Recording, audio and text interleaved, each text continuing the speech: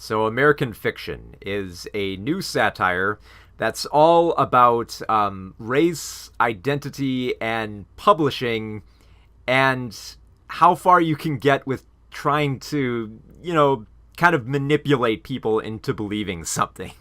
So, the premise is that Jeffrey Wright plays this author called Thelonious Monk Ellison. Most people call him just Monk because, Thelonious Monk, which is kind of like a cute little way to set up the fact that this character is just a little bit, stuffy in his ways, just a little bit. He's a little bit smug, but he's a novelist who's struggling a bit to sell a new book.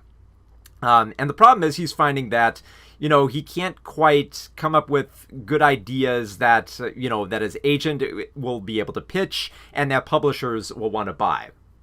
And he could really use some money right now because he's just had to endure the suicide of his father.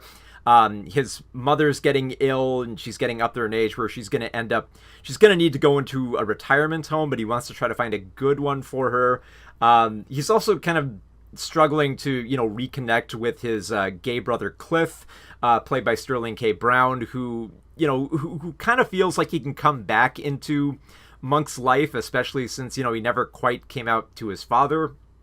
And also because he has because Monk has a crush on this new woman, Coraline, played by Erica Alexander. So he basically needs to sell something fast, and he figures, well, I've looked at, there's this other author I've been looking at. She's called Sintara Golden, played by Issa Rae, and she's basically been able to sell kind of the ideal kind of like black book, like the idea of kind of like African American story that white liberals would kind of like gobble up because it's like loaded up with kind of like, like white guilt and stuff like that.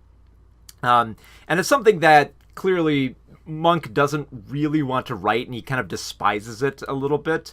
But then he figures, well, you know what? If this sells, why don't I just make something up? So he makes up this new identity for him, and he kind of like writes this kind of stereotypical book about like the black experience in America, and calls it My Pathology with an F instead of a TH. And then he basically just, kind of plays it up in his head. He just feels like, oh, is this black enough? Should I make this like more street or something like that? Would they buy it? And at first it's just kind of like a joke to see like, let's see if the publisher will buy it. And then he's kind of shocked that like, oh, they actually do want to buy this. And now I've got to commit to it. So then he starts staging this character for himself. He starts playing up his accent over the phone. And if you've heard Jeffrey Wright, he's got like this very deep, refined voice. So, trying to make him sound like he's got like more of this, like expected urban vernacular for like this type of person to write this story. Is kind of funny, and how like he's basically kind of like rubbing his temples, while trying to come up with this character over the phone, just like, yeah, okay, I'll go through the motions to try to sell this book, and see if I can make it black enough. And at first, like, he's, it's a big deal because like it's a huge contract, and you're like, oh, okay, I'm getting lots of money for it. But then as the book becomes more and more popular, it just spins out of control. And at that point, like, he's almost kind of like desperate to try to find a way to kill it, where even when he tries to negotiate a different title for the book, like he names it the biggest expletive that you could put on a book, figuring that, oh man, like this is going to tank it. There's no way that they're going to publish the book with this profanity on the cover. And they do. And it goes further and further at that. And at that point, it's just like, this is like a beast that Monk feels he can no longer control. And is just kind of like, he's like, what do I do at this point? Because then he gets more frustrated because, he wants to write something better, and he wants to decry, the thing that he's written here, that when other people start gravitating towards it, he starts getting, like disgusted with them, and it starts ruining relationships for him. It becomes really conflicting when he's on a committee for awarding authors, and his book turns up on there, and he's basically trying to make a case against it. but only him and Sintara are on this, like this author council, and the rest of them are white, and they're all just like eating this up while they're trying to say like, no, it's this is kind of like a garbage book.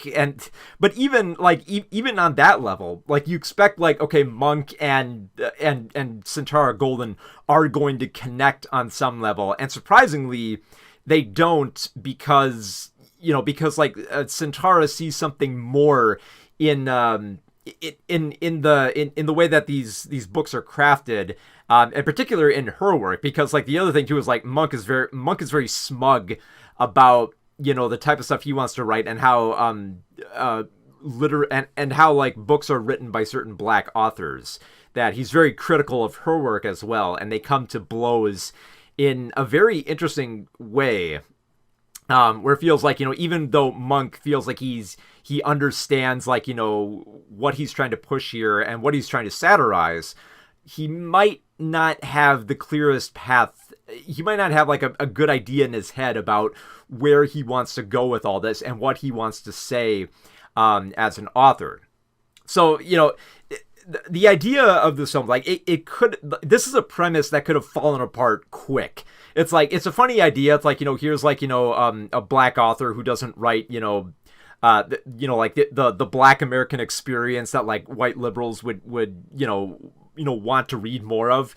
And then, playing it up, saying like, oh yeah, I'm going to play up this character. And the thing is like, that's funny for like an act or two, but then you got to find something more to do with it. And what I like about American Fiction is that you get to like Monk more as a character as it goes, and you get to relate more to like the characters around him. Because it doesn't just remain locked in that world of publishing. It actually has like some quiet, funny moments, especially between Monk and Coraline. Like they're pretty sweet together, that you hope that they'll end up together.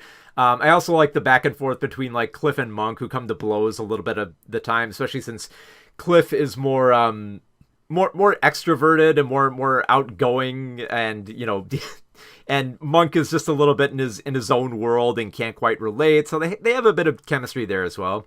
Especially, I really loved a bit of dialogue they had between each other, where Cliff almost kind of like wishes that his father was alive again, so that he could tell him that he was gay. And then Monk says like, well, what if Dad wouldn't accept you? He's like, yeah, but I'd still be truthful, and I'd know for certain if Dad would approve or not. And it's that certainty and that closure that you really want, that to be more authentic.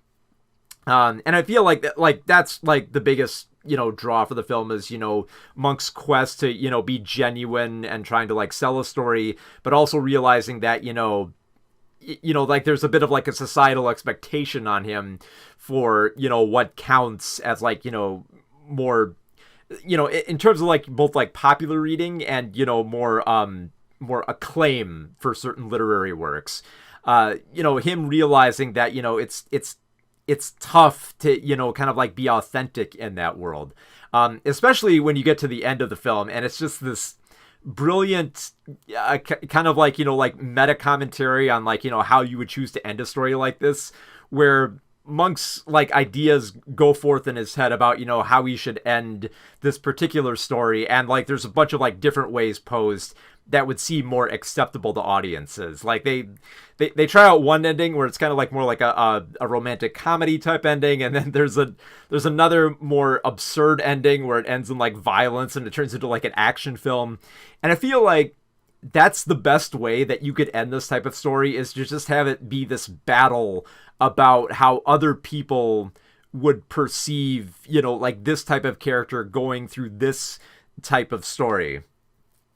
With just pitch perfect dialogue here. Like I love the way that the satire is divided up here. Like the whole like like the whole satire on like publishing and how race plays a factor in that is brilliant.